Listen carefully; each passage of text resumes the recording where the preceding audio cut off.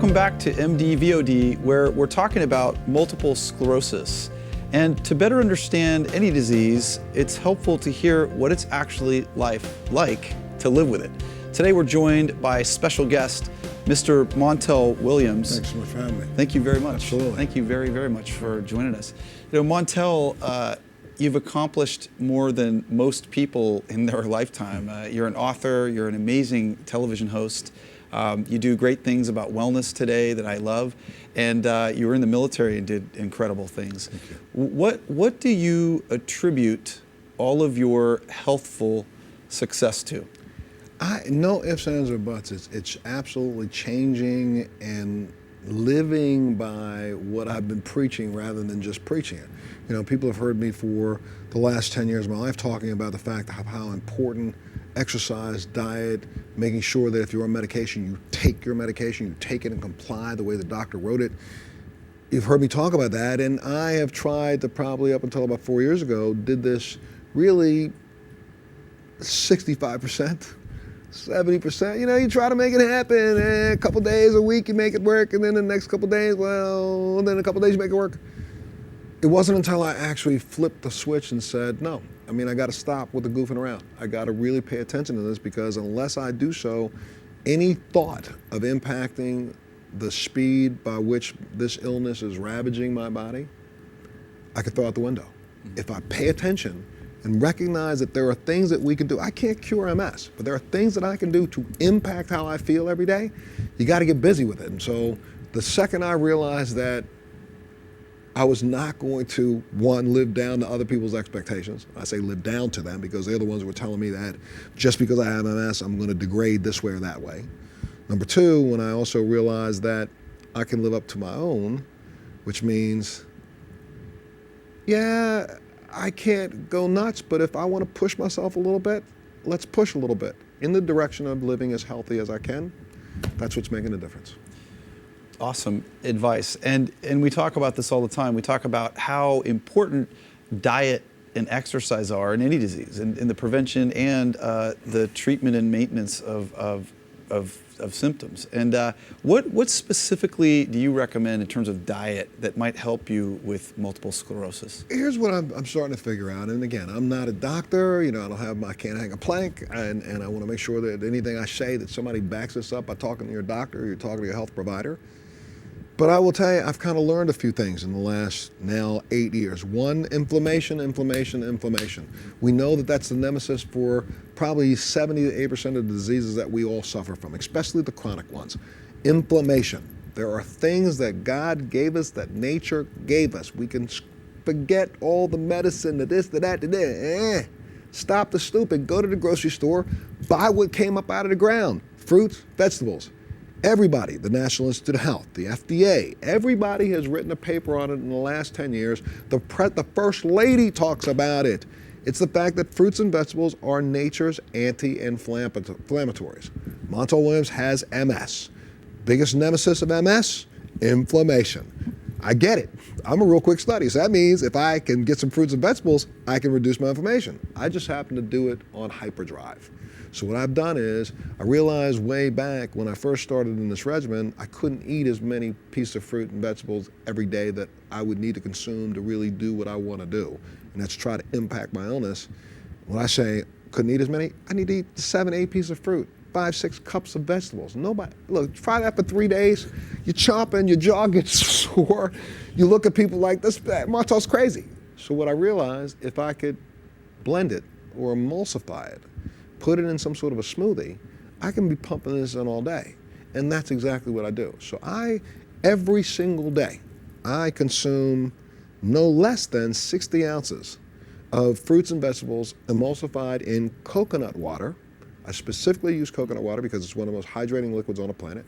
I pick particular fruits because I'm looking for certain things and certain reasons to get anti-inflammatory response, things like watermelon, things like pineapple, things like blueberries, antioxidants. I'm using a banana because I also need to sustain myself with the workouts I do, and I pile up the green. I'm telling you, spinach, kale, anything. I don't use broccoli because it causes a little digestive distress, but you know what I'm saying? But I use everything green. Put it in that blender, hit it on high speed, let that grind up for a while, and pump in a pitcher 3 times a day.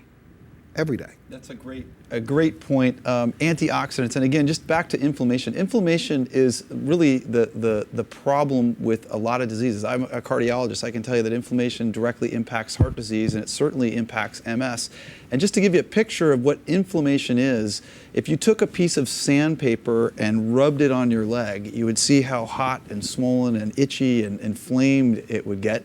That's what we're talking about. Inflammation is really the problem in many diseases, whether it's arthritis or MS or even heart disease. And so antioxidants are really important in terms of preventing and treating many diseases. And fruits and vegetables, as you've heard from someone that's doing incredibly well with an inflammatory disease, Montel Williams. So you nailed it when you were talking about the fact that rubbing, that feeling right there, all that exacerbation is really what's going on in my nerve endings. So yeah, I'm trying to reduce that. And the more I can reduce that means that the signal from my brain may get through. Now, I have issues. I mean, a lot of people think, because they see me on television and I get to hide it very well, that Montel, he must be doing great. Look, I have left leg weakness. I've got a left hip flexor that doesn't respond the right way. Every now and then as I'm walking, I may have a nerve that my brain will send a signal and my leg will go in a direction it's not supposed to go in, just by itself. I have a little bit of left shoulder weakness. I had for 6 years in a row some of the most excruciating neuropathic pain in my shins and my feet and my lower extremities. And it wasn't until about 2 years ago that started really subsiding. And now I think part of it has to do with a couple reasons. We know that neuropathic pain over time, the brain tries to figure out a way to deal with it or I'd probably go crazy. So I'm dealing with it a little bit better. But I also believe that all of the things that I'm doing, from the exercise, from the eating the fruits and vegetables, to a lot of things I'm also doing in the supplement world, because there's a lot of supplements out there that we haven't done the right amount of research on that we know can impact us. Now, I'm a guinea pig in myself. I'm involved in a study from the University of Wisconsin. I'm involved in a study with out of really the University of San Diego. I've been involved in multiple projects to impact my health, and that's maybe what the message of this whole interview should be. We can't lay around waiting to live down to other people's expectations. If you reach out, 5 years ago, there was an excuse because the information wasn't there. Nowadays, it's online. You just type in whatever your problem is. I type in MS and say, start clicking away at problem. You'll start getting information. For us to be as smart as, I can never be as smart as you, sir, as a doctor. But what I can be is as filled with knowledge. I need you to help me interpret it. So I need to go off to see a doctor and say, look, I heard about this. And you can say, no, Montel, doesn't work. Okay, I'll run away. Come back next week. I heard about this. You go, well, that's not a bad idea. Get a little bit more fruits and vegetables in. Okay, I'm gonna do that. Boom. Come away with another bad one. That's what people should be trying to do. Be proactive about your life, because I gotta tell you something. This year, we're gonna hear more garbage from the left, the right, Obamacare, Romneycare. I don't care about those people because I don't think they know what they're talking about. We're so busy worried about sick care in America. We should get busy worrying about health care. And if we get busy worrying about health care, we will start informing people, giving them the knowledge so that they can impact their individual healthcare footprint, lower the cost, which means it lowers the cost for all of us, and then we don't have to worry about things like raising taxes. I mean, I can go on. Don't get me started. You got me started. One of the points you got me started. One of the points that you made that we love at md-vod is we talk about it all the time, and Montel just beautifully said it without any encouragement. He says, look, knowledge is power, and the more knowledgeable you are, the healthier you will be. And this is, living proof of that. Talking about things that we can do to prevent the disease, prevent the complications, and also live with it in a very healthful way. Back to something you mentioned earlier, because I think it's important, at least I want to know, to tell patients with MS, what exercise regimen do you use and do you think is the most helpful for living with MS? I believe every MS patient out there, you have to, again, let's talk to your doctor first. Let's find out where you are. I don't care if you never worked out in your entire life. You can start down the path to exercising just by taking little steps at a time. First thing you can do, there's not a doctor out there that's a neurologist who will tell you not to walk. Get your butt up off the couch, walk out the front door, walk down to the mailbox, walk back, sit down. Tomorrow, get up, walk past the mailbox 3 steps, walk back, walk to the mailbox, walk back. You know what I'm saying? We got to get started moving, that's first. I suffer from, I'm telling you, there are days and were days where it was every day. There are days I can't put my feet on the floor. When I wake up in the morning, my feet are just, it's not pins and needles, my friend. I got knives shooting up to the bottom of my heel. I could stumble myself into the bathroom. I try to get into the bathroom, and then I try to get my feet up off the floor. I sit in the living room for a little bit. I try to rub them. That doesn't work. And then when I do, I swear to you, I grab some chlorophyll. I do some things with supplements. So I grab a little chlorophyll. I grab something else out of the refrigerator. I put my gym clothes on. I go down in my building. There's an elliptical, and I get on that elliptical. And what that does to me, and people with MS will understand what I'm saying, I get that egg cracking shell thing going. Once it cracks, then all of a sudden it starts to feel okay. It feels a little bit better. 2 minutes in, it feels better. 4 years ago, I could do 2 minutes on an elliptical. I can do an hour on an elliptical now. Wow. A year and a half ago, I couldn't do a treadmill at more than a 1.1 flat. I'm doing a treadmill now at a 3.2 on a 6 incline, and I can do an 8 incline. This is now after a year and a half. I am not pushing, but what I'm doing is I'm not taking no. I'm not accepting it. I'm not going to. If I can do some things, I talked to my doctor. Look, people with MS, the biggest thing that we fear is that the second you start working out, you get a little warmer. Maybe if you have, like I do, you have vision issues. So your vision starts to get a little blurry. Okay, you start to tingle a little bit. We all quit because doctors say, so you don't want to turn it into an exacerbation. Stop the silly. As soon as you stop working out, that, for me, it eases and goes back away. So it comes up when I'm working out. Well, guess what? The benefits I get from that hour of working out outweigh that 5 to 10 minutes in the middle of that extra routine that hurts. So, and then guess what? I feel better throughout the day. So I think aerobic training is key. When you start to feel weakness, you don't need to use weights, but you need to use some resistance to train in those areas that you have weakness. I am constantly doing things to manipulate to help move my hip flexors. I have to. 4 years ago, well, let's see, even with MS, up until about 4 years ago, I was able to snowboard every single winter. The pain in my feet got so bad for about a year and a half, and my hips started not responding the way I wanted. I just got afraid. I couldn't go back out on that mountain. So for the last 3 years, I didn't go back out. I went 2 years ago for 2 days. I hurt bad, my feet hurt. I was like, it looks like it's something I'm gonna have to quit. Talked to a couple doctors. They said, yeah, they might have seen your best days with snowboarding. I was about ready to give up. I started working with a couple trainers and doing a couple of other things. I've got this whole medical routine I'm doing out of the University of Wisconsin.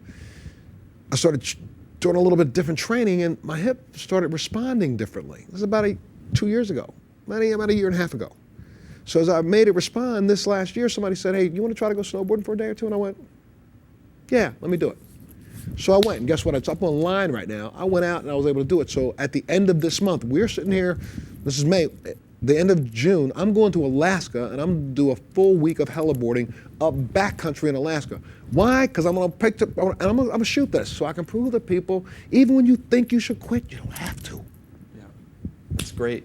Great advice. So get up and move, Yes. do aerobic exercise. Light resistance training. Light resistance training. And that can be your own body resistance. You know what I mean? You can use a chair. This chair is a workout device. Right here, I can do squats on this chair, assisted squats on this chair. I can turn this chair around and, use it to do just some mild little push-ups on it, starting off slowly.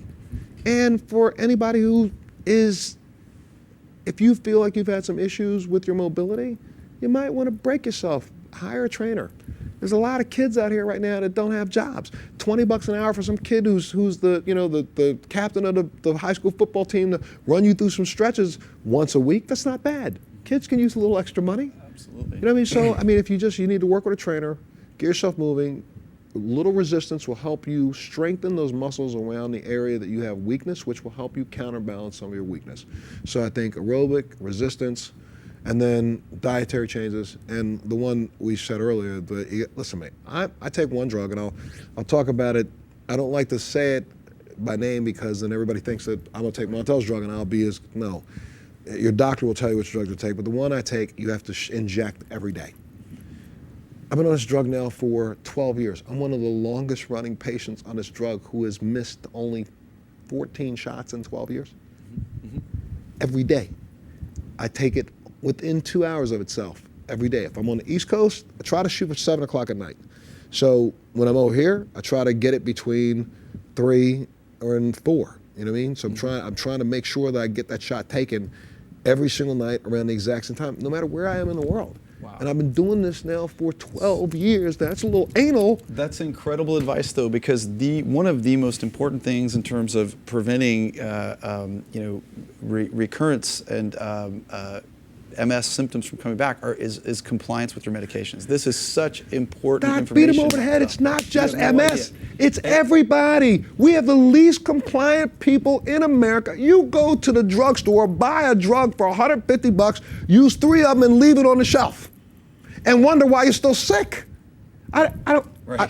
I want to take smack your meds. people with this. You have to take your meds. You Yes, gotta sir. I'm take your sorry. meds. You got to take your meds. I appreciate that. And you got to eat It's right. hyper. And you got to exercise. You have to. And one other thing I'll ask you is, are there any things that you should avoid in terms of dietary supplements or anything you're eating in your diet, and what exercises might we avoid if we have MS? We want to make sure that you don't. There's this threshold with MS because of our body temperatures, and especially if you have any kind of temperature aversions or issues with regulating your body temperature.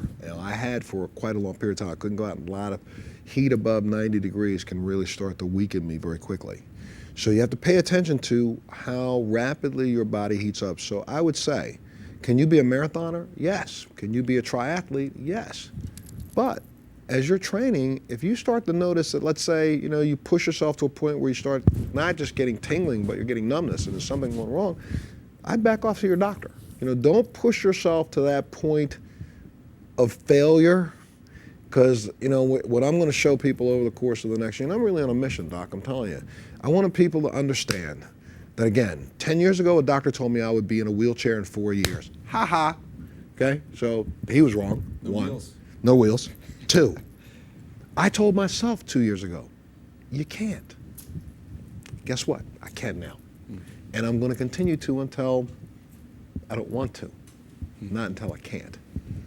So what I'm really trying to do right now is to make sure that this journey between now and the time that I leave this place will be on my terms. And yeah, I have MS. It's going to continue to just come at me, and I'm going to continue to do everything I can. I'm going to put up a good fight.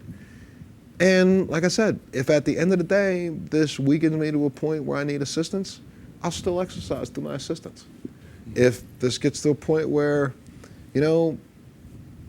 whatever it is, I will then have had an unbelievably good life because I lived every day to the fullest and tried to make sure I took advantage of all the knowledge I have to live as well as I can. Wow. Incredible advice from an incredible person. Know about your disease, take your medications, eat right, and exercise. I mean, if that's not applicable to every disease known to man and woman, I don't know. This was incredible information. I want to thank you so much. Thanks for having me. For joining us. No, thanks for spreading the word. This too. was outstanding, Montel. Thank you so much for joining us here on md-vod to discuss multiple sclerosis. Montel is a living example of how combining diet, exercise, and stress reduction with a thirst for knowledge about your disease is so powerful and healing. Montel showed us what we should all try to be like with or without MS. We hope this information helps those of you living with MS lead healthier, happier, and more productive lives. Join us next time here on md-vod, your health, live and on demand.